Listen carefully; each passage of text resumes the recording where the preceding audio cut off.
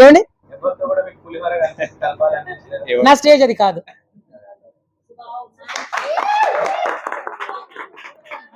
రాము రాథోడ్ అనే వ్యక్తి చాలా మంది అనుకోవచ్చు, వీడేం పెద్ద ఇదా, వాడేం పెద్ద ఇదా. నేను పెద్ద అది కావాలి ఫ్యూచర్ లో.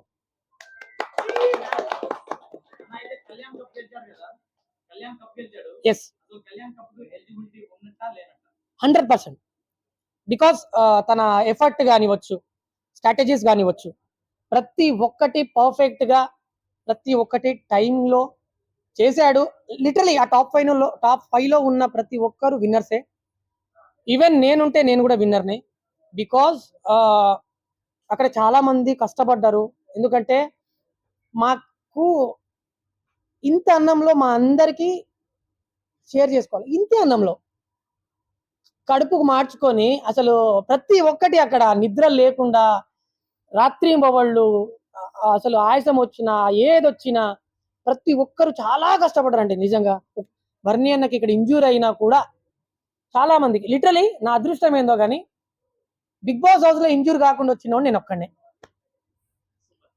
ఇంజూర్ కాకుండా నా అదృష్టం అది.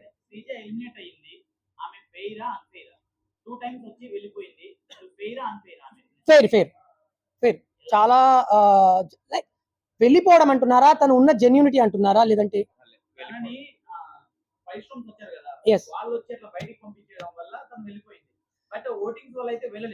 ఓకే. ఓటింగ్స్ లైక్ నాకైతే అది జెన్యున్లీ నాకైతే అది తెలియదు. బికాస్ ఇప్పుడు నేను బాత్రూమ్ లో ఉన్నప్పుడు బయట వాళ్ళు ఏం చేస్తున్నారు నాకు ఎలా తెలుస్తుంది? లైక్ లిటరలీ నేను అక్కడ లేనప్పుడు అక్కడ ఏం జరుగుతుంది అనేది నాకు తెలియదు. తెలుస్తుంది, బట్ నేను అవన్నీ డిస్కషన్ పెట్టుకోలేదు. ఎందుకంటే నాకు అక్కడికే చాలా స్ట్రెస్ పెరిగిపోతుంది మైండ్ లో. నేను అవన్నీ మైండ్ లో ఎవరేం చేస్తున్నారు, వాళ్ళకి ఏం జరిగింది, వాళ్ళు ఏం చేస్తున్నారు, ఇదేం చేస్తున్నారు, ఇవన్నీ నేను ఆలోచించుకుంటా కూర్చోలేదు. అని నాకు అంత ఓపిక కూడా లేకుంటుండే. యా,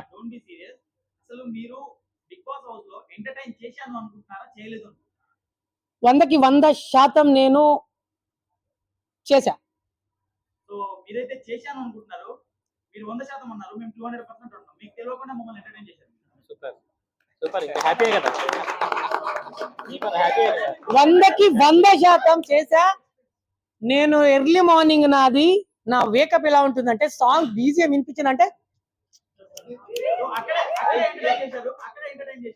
ఇంకోటి ఏంటంటే ఆ ఫన్నీ థింగ్స్ కొన్ని ఉన్నాయి కదా, నాగార్జున గారు అవి ఏవి పెట్టి చూపించారు కదా, అవన్నీ మేము సపరేట్ గా చూసినప్పుడు నాకు అంత అర్థం అవ్వలేదు. సో ఆ ఒక్క ఏవి దగ్గర ఆ తర్వాత మిమ్మల్ని క్యాచ్ చేస్తూనే ఉన్నాం. ప్రతి ఒక్క చోట ఇలా క్యాచ్ చేస్తూనే ఉన్నాము. ఇంకో హైలైట్ ఏంటంటే బిగ్ బాస్ ఫైనల్ రోజు అందరూ కంటెస్ట్లతో ట్రోఫీలతో ఫోటో దిగితే మీరు మాత్రం పోలీసులతో ఫోటో దిగారు. సూపర్. అలా ఫోటో దిగారు. అలా ఏం లేదు. యాక్చువల్లీ ఈ వీడియోలు అయితే వాళ్ళు కూడా చూస్తారు, నేను ఇది ఫేక్ కాదు. వాళ్ళు వచ్చిన తర్వాత వాళ్ళు నేను అక్కడ స్టేజ్ దగ్గర ముందు అంటే ఆఫ్ స్క్రీన్ అది వాళ్ళు నన్ను పిలిచారు. హాయ్ రాము బ్రో ఎలా ఉన్నారు అని చెప్పి 2-3 అక్కడ సిఐ సార్, ఎస్ఐ సార్ ఉన్నారు.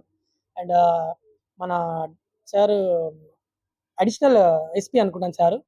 సో సార్ వాళ్ళు కూడా పిలిచారు. నేను వెళ్ళా, మాట్లాడుతుంటే సార్ నా పుట్టు పూర్వోత్తరం మొత్తం చెప్తున్నాడు. షాక్ అయిపోయినా నేను. సార్ ఏంటి సార్ ఇది అంటే, నాకు తెలుసు రాము, నీ గురించి మొత్తం తెలుసు, నువ్వు ఏడబుట్టినవు, ఏం చేసినావు, ఎట్లా ఉన్నావు, ఎట్లా పెరిగినావు, మీ అమ్మ నాన్న ఎవరు.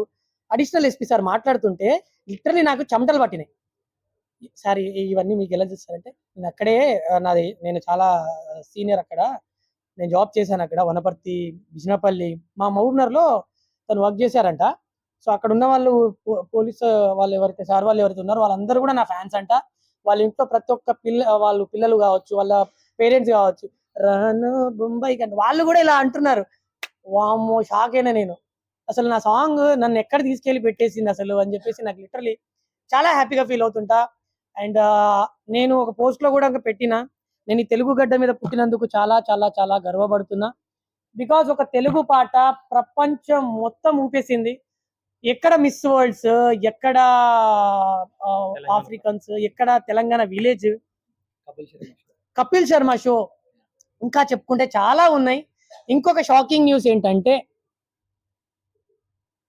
సార్ కూడా మాట్లాడుకున్నారంట, చిరు సార్ కూడా సాంగ్ గురించి. నాకు ఆ విషయం తెలిసి నేను చాలా హ్యాపీగా ఫీల్ అయ్యా. నేను చిరంజీవి సార్కి పెద్ద అభిమానులు. ఎస్, మేమైతే లిటరలీ సార్ అడిగితే డెడికేటెడ్ ఈ సాంగ్ సార్. ఎస్.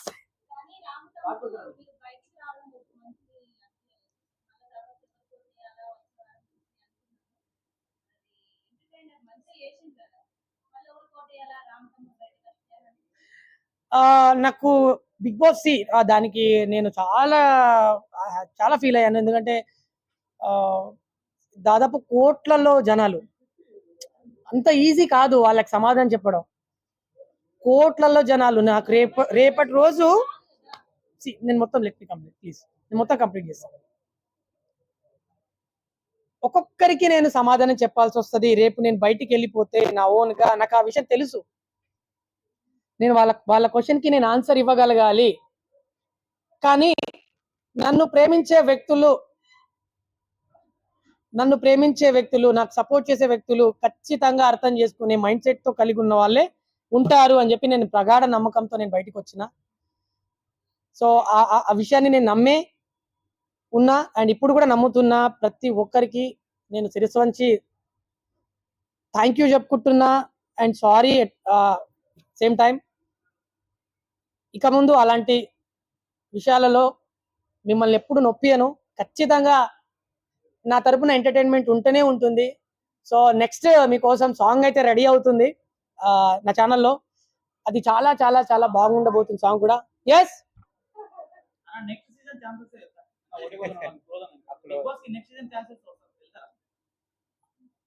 అయితే ఇప్పుడు ప్రెసెంట్ మూవీస్ అగ్రిమెంట్ అయిపోయినాయి.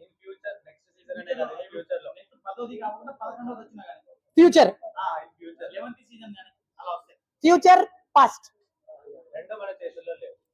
నేను నమ్మను అండ్ నేను అవన్నీ ఓన్లీ ప్రజెంట్.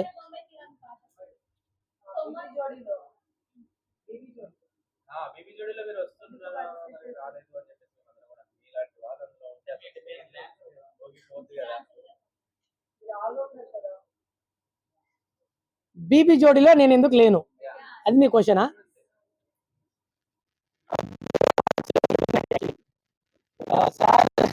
చెప్పండి.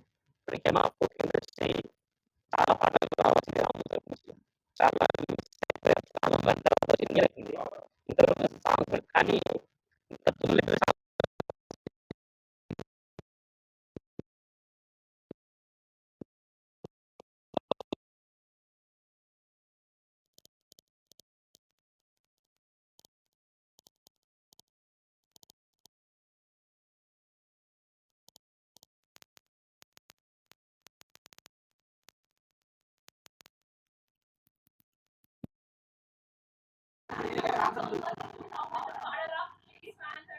డెఫినెట్ గా పాడతా. దాని తర్వాత నెక్స్ట్ రాబోయే నా సాంగ్ లైన్స్ కూడా పాడతా. అది ఆల్రెడీ నా ఇన్స్టాలో పోస్ట్ చేశాను. అయినా సరే మీకోసం మళ్ళీ ఒకసారి పాడి వినిపిస్తా ఖచ్చితంగా. అది అంతకంటే ముందు నాకు లైఫ్ ఇచ్చిన సాంగ్ సొమ్మసిల్లిపోతున్న సాంగ్ పాడతా.